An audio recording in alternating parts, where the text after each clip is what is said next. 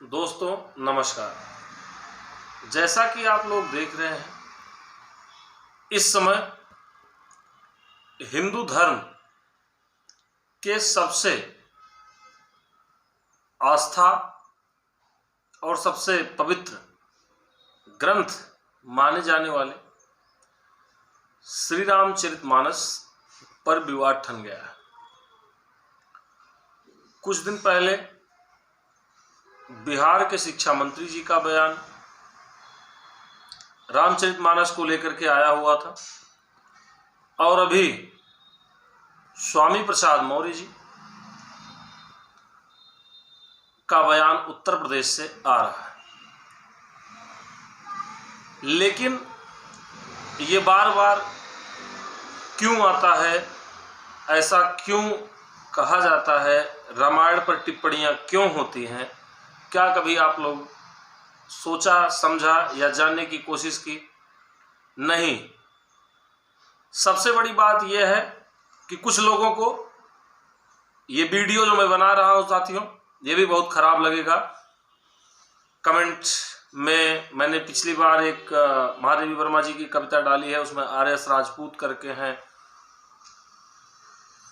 जिस हिसाब से जवाब देने पर उतरे थे उस हिसाब से या तो कमेंट के हिसाब से कि लोग भावनात्मक जोड़ लेते हैं। आपका अधिकार है, सभी लोगों का अधिकार है समाज में जो है कि आप लोग अपने समाज, अपनी व्यवस्था के लिए अपनी आवाज और अपने समाज के लिए लोग बोलते हैं, लोग कहते हैं। लेकिन मानता हूं कि ईश्वर है, मैं रामचंद्र जी को नहीं नकार रहा हूं, भगवान को नहीं नकार रहा हूं और हिंदू आस्था के विषय को नहीं नकार रहा हूं। मैं सारी चीजों को मानता हूं और ऐसा नहीं है कि ईश्वर नहीं है या सारी चीजें झूठ है। लेकिन हमारे हिंदू समाज का प्रबुद्ध वर्ग कह लिया जाए या फिर यह कह लिया जाए कि जिनकी धर्म से ही सब कुछ चलता है, जिनकी व्यवस्थाएं धर्म से ही चल रही हैं, उन लोगों को बड़ा नागवार लगता है।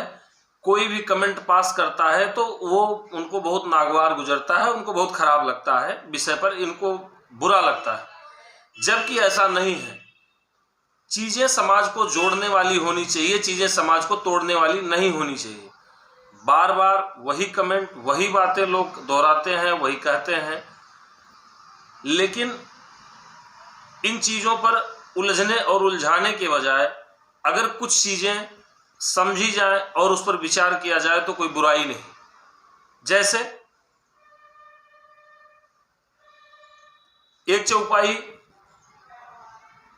ढोल गंवार शूद्र पशुनारी ये सब ताड़न के अधिकारी। सारे लोग इस पर अपने अपने तरह से अर्थ निकालते हैं।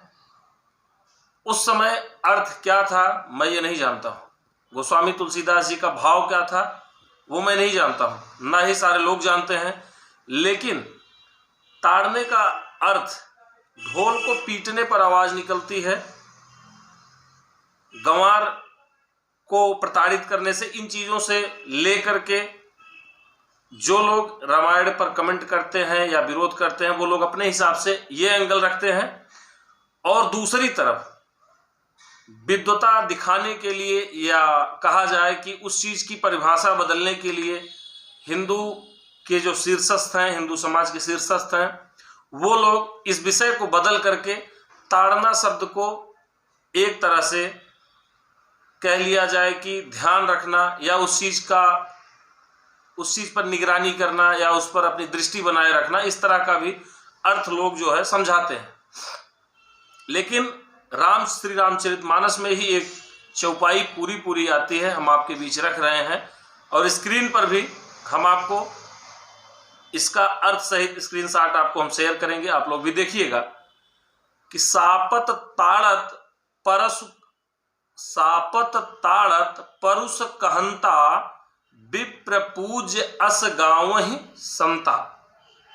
सापत ताड़त परुष कहंता विप्र पूज्य अस गाँवहि संता। आगे लिखते हैं कि पूज्य विप्र शील गुणहीना पूजीय विप्र शील गुण हीना शूद्र न गुण गण ज्ञान प्रवीणा। यह एक चौपाई है। अब बात यह आती है, इसका अर्थ साफ साफ लिखा हुआ है श्री रामचरितमानस के। विद्वान ही इसका अर्थ निकाले होंगे, विद्वानों के द्वारा ही इसका अर्थ भी लिखा गया होगा, लेकिन उसमें अर्थ जो लिखा है हम आपको अर्थ को अक्षरशः पढ़ करके सुना रहे हैं। लिखा गया है कि साप देता हुआ, मारता हुआ और कठोर दंड, कठोर वचन कहता हुआ ब्राह्मण भी पूजनीय है। मतलब कि आपको मार रहा है, गाली दे रहा है, पीट रहा है, आपको सता रहा है, तब भी वह ब्राह्मण पूजनीय है। अगर ऐसा था तो फिर श्री रामचंद्र जी को रावण का वध नहीं करना चाहिए था। वहां भी एक ब्राह्मण था और वो भी क्या कर रहा था, कुछ थोड़ा बहुत तो मतलब उनकी पत्नी को उठा ले गया तो उनको परेशान कर रहा था। तो ये इतनी सी बात थी, तो रावण को मारने का कोई विषय नहीं बनता था। अगर इतना पूजनीय है तो ये विषय नहीं होना चाहिए था। पहली चीज जो मेरी बुद्धि कह रही है, जो मेरी बात है, इसमें किसी और की बात नहीं।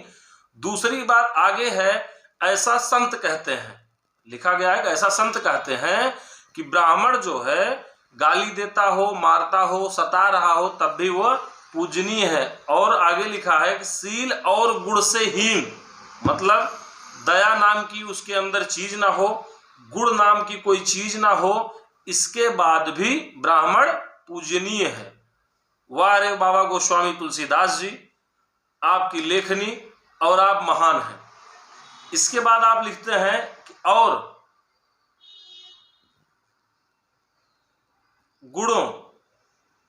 गुणों से युक्त और ज्ञान में निपुण, गुणों से युक्त और ज्ञान में निपुण शूद्र जो है वह पूजनीय नहीं है।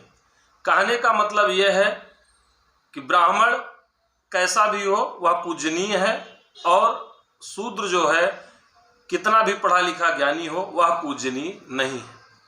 साथियों, दो चीजें आती हैं समाज में बार बार कि लोग यही कहते हैं, उस समय वर्ण व्यवस्था जो थी वह कर्मों के अनुसार थी, जन्म के अनुसार नहीं थी। ये भी तर्क देते हैं हिंदू धर्म को मानने वाले, सनातन को मानने वाले। और हम भी जो सुनते आए हैं अपने बाप दादा बाबा और जो समाज के हिंदू समाज का जिसे गुरु कह लिया जाए, पथ प्रदर्शक कह लिया जाए, इनके द्वारा यही सुनते आए हैं हम लोग कि वर्ण व्यवस्था जो थी वो कर्म के अनुसार थी, ना कि जन्म के अनुसार। चलिए मान लिया गया कि उस समय कर्म के अनुसार थी, तो आज भी विद्वता समाज में मौजूद है।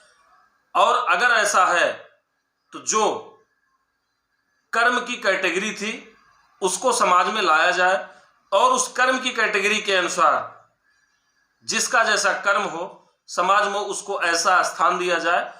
और बातें ये नहीं है कि अगर जो चीज विरोध करने लायक होगी, जो चीजें विरोध करने लायक होती हैं, जिन पर सवाल उठने लायक होता है, उस पर जाहिर सी बात है कि प्रश्न उठता है। साथियों, इस तरह की भावनात्मक होकर के लड़ने की जरूरत नहीं है।